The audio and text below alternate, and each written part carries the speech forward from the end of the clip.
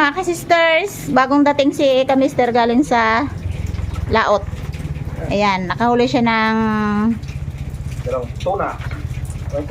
tuna or tambakol. Ayan, bali ang isa dyan ay ibibinta namin at ang isa ay lulutuin. Ayan.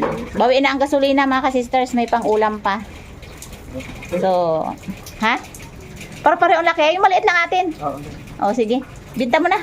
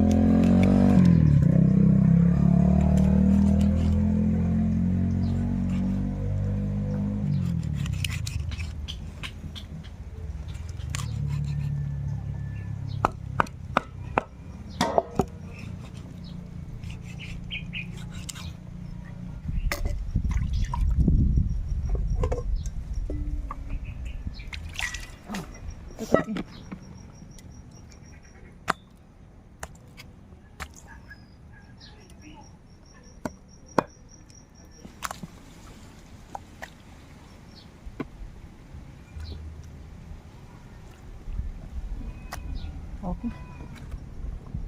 Ito na mga ka-sisters yung nahiwa natin ng mga laman ng isda. Yan, medyo marami-rami siya kaya marami tayong iluluto dito sa isang pirasong tambakol. So, magluluto na tayo. Matapos natin na linisan yung ating isda, ay iluluto na natin. Ayan, ito yung ating tambakol. Bali, ang mga ingredients mga ka-sisters ay ito yung ating mga spices, sibuyas, bawang at saka luya. Meron tayong asukal, paminta, oyster sauce, vinegar or suka, at saka yung tuyo. So, ilagay muna natin sa kawali ang mga laman ng isda.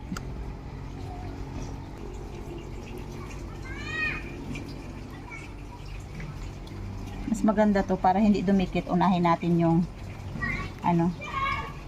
yung ibang mga spices. So, hindi magdikit lang.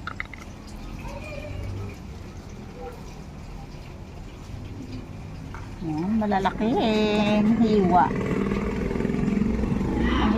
Ang iba nito mga ka-sisters ay ang ibang isda ay anuhin natin, kasabawan yung ulo. Lagyan natin ng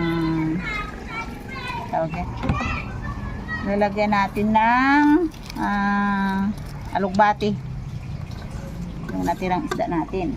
So, Ayan, pagsama-sama lang natin yung ating mga ingredients. Pamintang durog, suka, yung suka, toyo,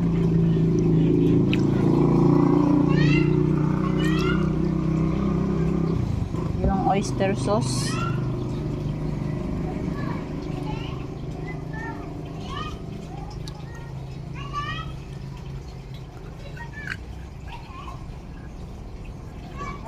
yung unang gata.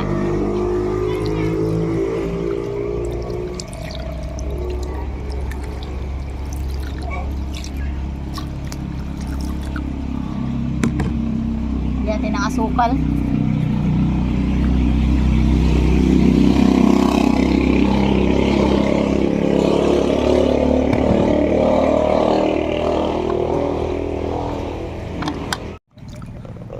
Para matanggal yung asukal. Simpleng luto lang to mga sisters, pero masarap na. Hindi ko na siya lalagyan ng MSG kasi pa naglagay ako ng asukal tapos may gata, tamang tama lang yun ang lasa niyan. Pag nilagyan pa natin to ng MSG, lalong kakaiba ang lasa. So isa lang na natin to mga sisters.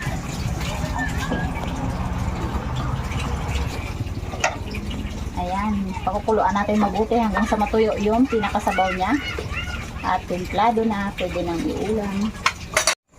Ayan mga kasisters, yung ating alugbati ay kailangan ng tanggalin para mas lalong dumami.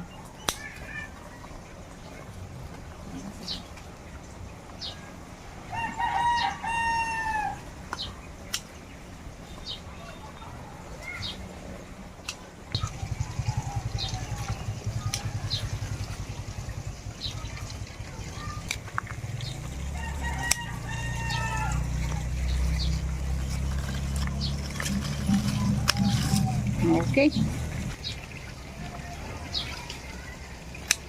So, ayan mga sisters, ang ating alugbati na mahaba na ang gapang. Ayan, puro alugbati ating ilagay sa sinabawang isda para hindi nakakaumay dahil yung isang luto ko ay may gata.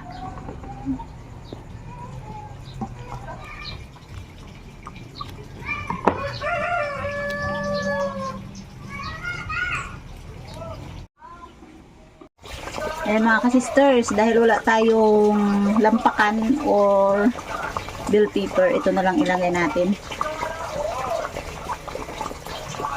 Pakalayo kasi dito ang bayan, kaya wala tayong mabilhan. So ayan ang ating pinaka pampasarap.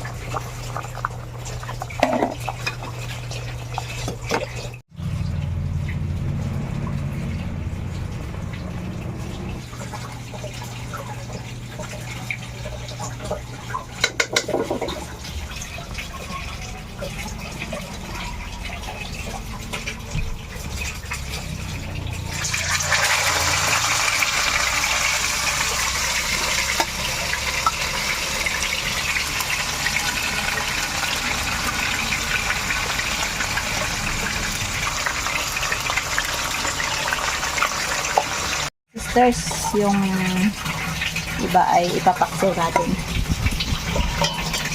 Yan, isang linggong ulam sa isang pirasong tuna o tambakol. May pinirito, may sinabawan, may pinakso, may ginataan. Pili-pili lang. Ito ay magiging ulam nila Hana at Aya sa school kinabukasan. Yan. Yan ang masarap sa may paksiw na tambakol, yung kanilang intestine. Pinahalo namin yan. Ito ay ilagay pa rin natin. Yan. Suka. Yan. Damihan natin ng suka para hindi siya basta-basta kasira. Ito lang. Lagyan natin ng tubig. May mga spices na yan sa ilalim. Sasalang na lang natin.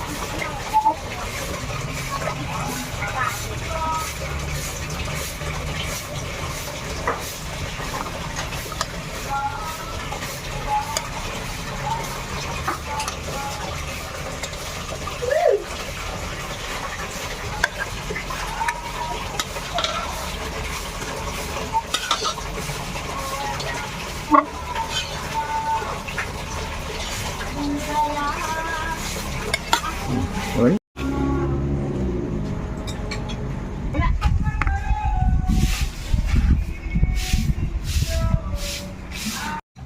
Loaded ang ating ulam ngayon. Ayan, pray na tayo. Maraming salamat sa Diyos. Sa pag-iingat sa Diyos. Salamat sa mga pagoro.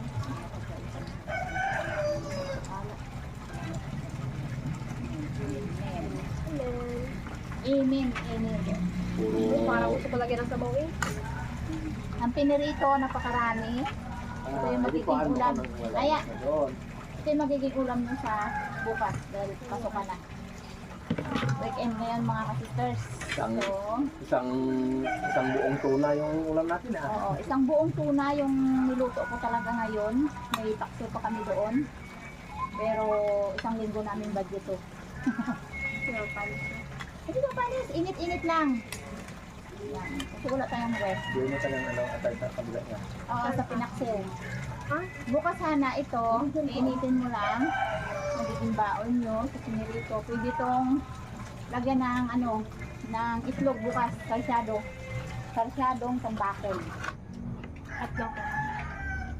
Oh, yeah. Oh, ako nakahuli. Yun! So, yes. Hindi ka sakay. Sarap nga siya. Magalak yung asay mo. Thank you. Wala kakain.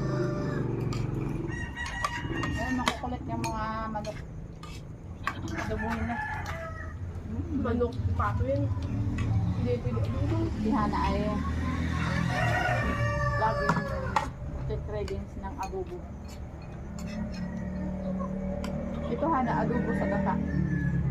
May oyster sauce. Sarap. Masili na dito yan. Abot mo na sabaw. Yung ulo. Ulo. Mga ka-sisters. Ulo ng tuna. Napakasarap. Kaya oh. So yung ating Ano yan? Ulo di ba yan? apingig yan, apingig. Yan yung ano eh. Tuna at saka mamsa. Kasi ito ko sarap ko ba. Pangunang sabaw ng ng tawag yan, alubate.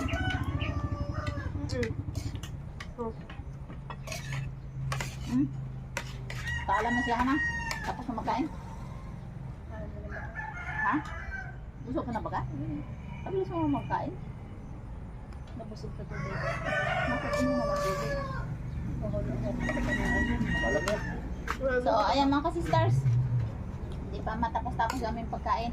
Kailangan natin tapusin yung ating video dahil napakahaba na. So, ayan. Maraming salamat po sa inyong pagtakinig sa mga channel namin. Maraming salamat sa inyo. God bless. Bye-bye.